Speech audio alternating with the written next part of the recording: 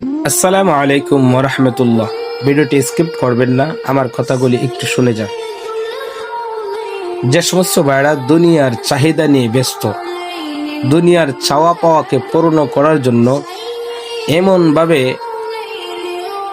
ব্যস্ত হয়ে পড়েছেন, যে কারণে রবের হুকুম নবীর আদর্শ মোতাবেক চলার জন্য সুযোগটুকু পান না, আখিরাতকে নিয়ে ভাবার একটু ফুরসত পান না, একটু সুযোগ পান না। প্রিয় ভাই, একটু চিন্তা করেন, দুনিয়াতে আমাদের আসার কি উদ্দেশ্য?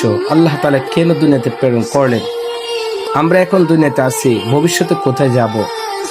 যাওয়ার পরে এই আখিরাতের যে একটা অন্ধকার জগৎ, সেই জগতের জন্য সামানা কতটুকু উপার্জন করেছেন, কতটুকু উপার্জন করার কথা ছিল, আর কি করছেন? তো ভাই, দুনিয়ার চাহিদা শেষ হবে না।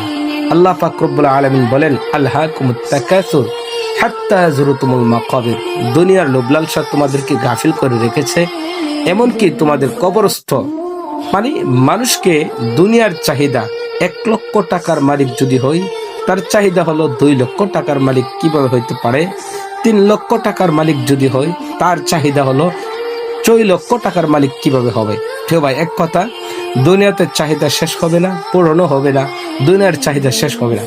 অতএব এই চাহিদার মাঝখান দিয়েই আখিরাতের সামানা উপার্জন করতে হবে, আল্লাহকে খুশি করতে হবে। ভালো লাগলে ভিডিওটি শেয়ার করবেন, আমার এই পেজটি ফলো করে দিবেন। ভালো থাকেন।